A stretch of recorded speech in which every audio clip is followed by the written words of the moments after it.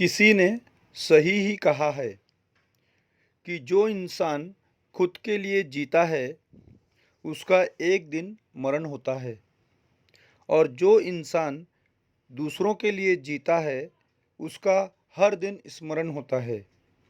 नमस्कार दोस्तों, मैं अजय तिवारी राशि एडवर्टाइजिंग की तरफ से जो लोग नए ज्वाइन हुए हैं उनका स्वागत करता हूं और आप लोगों से अनुरोध करता हूं कि डिस्क्रिप्शन में जो चैनल है उन्हें सब्सक्राइब करें। ये बहुत ज़रूरी है क्योंकि इसमें आपको एक भी पैसा नहीं लगता है, बट उनका हौसला बढ़ता है क्योंकि वो कुछ ऐसा कर रहे हैं जिससे सबको कुछ ना कुछ ज्ञान मिल रहा है। कहते हैं ना कि ज्ञान बांटने से पुण्य मिलता है। ये दूसरी बात है कि अगर उनके सब्सक्राइब बढ़ते हैं तो उन्हें यूट्यूब से पैसे मिलेंगे। मिलते हैं तो मिलने दो, आप भी अपना चैनल बनाओ, मैं फ्री में उसे प्रमोट करूँगा। आते हैं आज की कहानी पर, जो एक छोटी सी परंतु एक सुंदर कहानी है। ये कहानी है एक गरीब बाप और बेटी की। एक दिन वो गरीब पिता अपनी बिटिया के साथ एक महंगे होटल में जाता है। फटे पुराने और जूने कपड़े उसने पहने थे और उसकी बेटी स्कूल के यूनिफॉर्म में थी। शायद वो सीधे स्कूल से आ रहे थे। बेटी हिचकिचा रही थी, परंतु उसका पिता सीधे उसे होटल के अंदर ले गया और वेटर को एक महंगी आइसक्रीम ऑर्डर की। वेटर ने उन्हें रिस्पेक्ट देते हुए पूछा, सर क्या आप कुछ नहीं लोगे?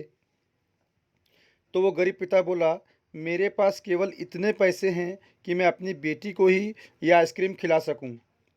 आज मेरी बेटी ने 10th में टॉप किया है और मैंने उससे वादा किया था कि अगर वो टॉप करेगी तो मैं उसे इस महंगे होटल में नाश्ता कराऊंगा। आज उसका रिजल्ट था, इसलिए मैं अपना वादा पूरा करने आया हूँ। वेटर ये सुनकर सीधे अपने मालिक के पास गया और बोला, मालिक, अपने रेस्टोरेंट में एक गरीब पिता और उसकी बेटी आई है। आज उसने 10th में टॉप किया है और उसने एक ही आइसक्रीम ऑर्डर की है, परंतु मैं चाहता हूँ कि उन्हें 2 आइसक्रीम दी जाए और जो दूसरी आइसक्रीम का जो पैसा है वो आप मेरी तनख्वाह से काट लिया जाए। प्लीज़ आप इतनी मेहरबानी कीजिए। ये सुनकर मालिक बोला, अरे ऐसी क्या बात है, जब उस लड़की ने टॉप किया है और वो हमारे ही इलाके की है। तो उसने उस वेटर को शाबाशी दी और कहा कि तुम उन्हें भरपेट नाश्ता कराओ और आइसक्रीम भी दो और टोकरी भर के मिठाई भी दो और कहना इसे अपने मोहल्ले में बांटे और उनसे एक भी रुपया मत लेना। ये सुनकर वेटर बहुत खुश हुआ और उसे गर्व की फीलिंग हुई कि वो इतने अच्छे मालिक के यहाँ काम करता है। जब वो वेटर नाश्ता और आइसक्रीम लेकर टेबल पर आया तो तो जो लड़की थे उसके पिता हैरान हो गए।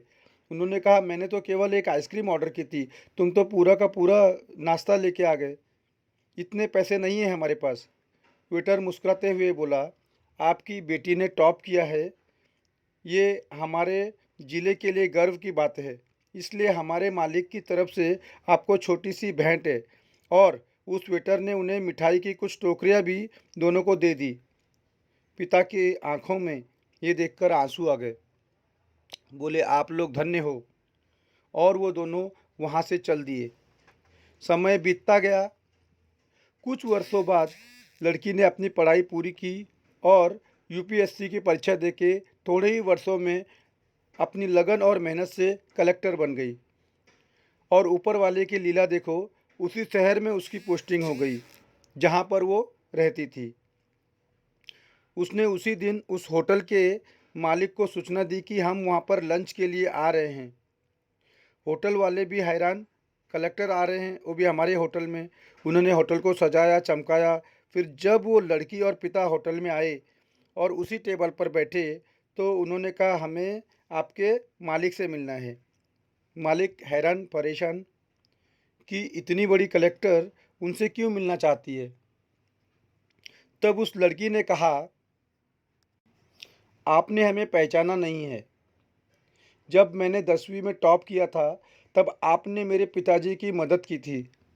आपकी उस मदद से मुझे और मेरे पिताजी को बहुत प्रेरणा मिली। हमने पूरे मोहल्ले में मिठाई बाँटी थी। वो खुशी मैं आज तक नहीं भूली हूँ और ये सब हुआ आपकी वजह से। आपने गरीब का सम्मान किया था, उसका मज़ाक नहीं उड़ाया था। उस दिन आपने मुझे पार्टी दी थी। आज मैं आपको और आपके पूरे स्टाफ को मेरी तरफ से पार्टी देती हूँ। ये सुनकर मालिक की आंखों में आंसू आ गए। बोला, ये सब तुम्हारी मेहनत और लगन का परिणाम है। तुम जैसी और भी बेटियां पढ़ लिख कर कुछ बन जाएं, यही मेरी इच्छा है। तो भाइयों और बहनों, कैसी लगी ये कहानी? हालांकि इसमें कुछ नया नहीं था, फिर भी इससे हमें ये प्रेरणा मिलती है कि किसी गरीब का कभी मजाक न उड़ाया जाए। हो सकता है कि वेटर उसके पिता के कपड़े देखकर उसे अच्छे से ट्रीट ना करता, परंतु उसके मालिक ने उसकी गरीबी को न देखकर केवल उसके रिजल्ट को देखा। उसकी मेहनत रंग लाई थी, उसने टॉप किया था। इसलिए हमें कभी किसी गरीब का मजाक नहीं उड़ाना चाहिए। जाते जाते एक बार फिर कहता हूँ, आपकी मेहनत ज़रूर रंग लाएगी। आप भी कुछ कीजिए, कुछ बनिए, कुछ करके दिखाइए। कुछ ऐसा करिए कि पूरी दुनिया ना सही, परंतु आसपास के लोग तो आपको ज़िंदगी भर याद रख सकें। शुक्रिया। आपका दिन शुभ हो।